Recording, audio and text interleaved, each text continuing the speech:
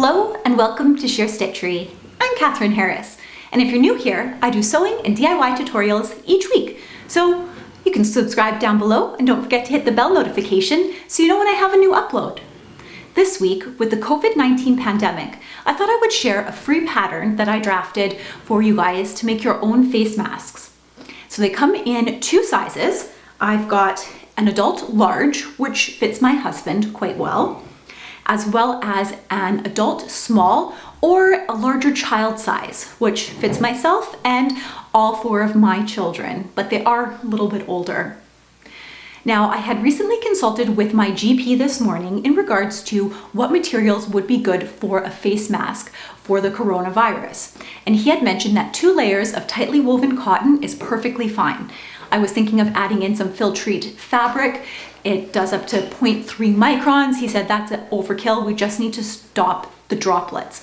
So I designed this with that in mind. I've also added a 3rd layer, and that's more for comfort. It's a flannel layer on the back, which is just nice and very breathable for you.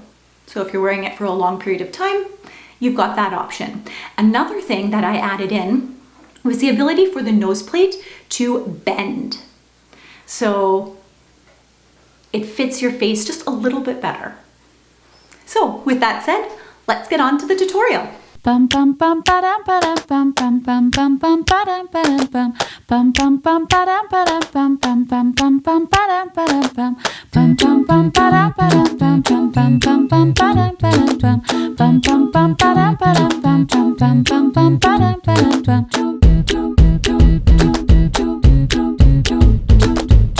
So to start, you will have 2 pattern pieces, an outer mask, which you're going to cut both of quilting cotton, and an inner mask, which is 100% flannel. So take the 2 outer pieces that you want to be on the outside, place them face down on your board, and then attach your inner pieces. You could use even a plain one because you're not going to see that. Then you're going to sandwich them together. So you're going to stitch along the top right here. Just make sure you put those pins in to hold all the layers together since there are 4 layers.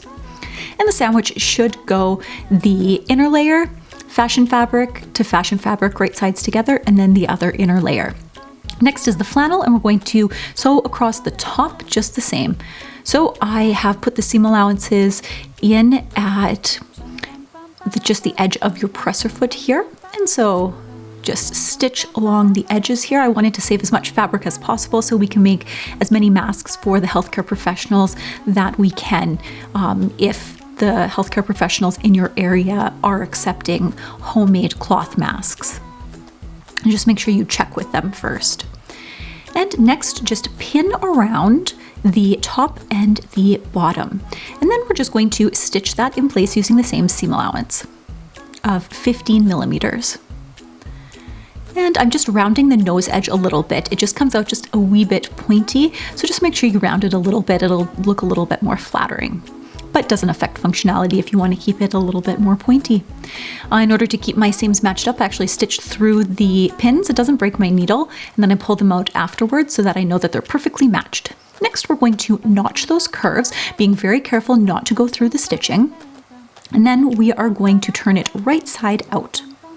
So you've got the fashion fabric on the outside, and then you've got your internal 100% cotton flannel on the inside. And make sure you're using 100% cotton and a tightly woven cotton for that. And then give it all a nice good press.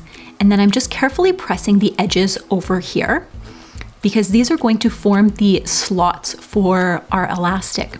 So I'm just top stitching along the bottom edge here. And don't forget to backstitch at the front and the back.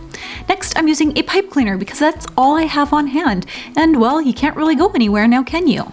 So I'm doubling up the pipe cleaner, and then I am putting some tape on the ends just because, and masking tape would work better, but I didn't have that on hand, just to keep the pointy end away from anything. Next, you're going to fold that in half to create a V, so you know the exact center point.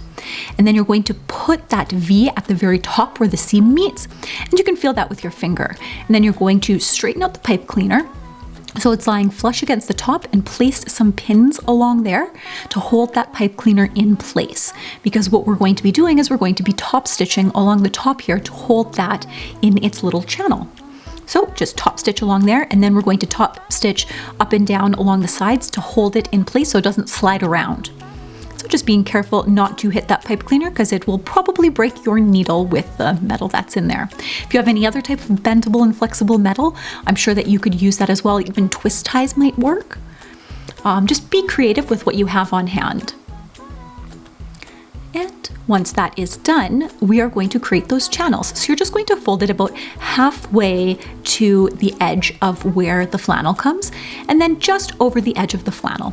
Give it a nice good press. I like to use my tailor's clapper just to make sure that it's nice and crisp, and it works so lovely on the cottons. I place a pin in just to secure that in place and do the exact same thing to the other side. And then when we take it over to the sewing machine, we're going to sew very close to that folded edge because that creates a channel. And make sure that channel is as wide as the elastic that you're going to be using to place on your face. So if you have a wider elastic, that channel needs to be made a little bit wider. I have an 1/8 of an inch elastic here, and I am just putting that in, and I have found that what works best for both the large and the small masks is about 7 inches in total, and that includes for the overlap because you want this mask to be nice and snug. And then you're just going to zigzag across the ends of the elastic to secure them. And there is your finished mask. Well, there you have it, a way to make your own washable and reusable face masks, especially with the lack of face masks that we have available to purchase. And just know that I'm not a health professional, but from what I understand, the 2 layers of cotton fabric should be sufficient. If you have any questions, I'd be glad to answer them in the comments down below. And if you like this video, don't forget to give it a big thumbs up. Thanks again, guys. And until next time, let's get our Sew-Spiration on.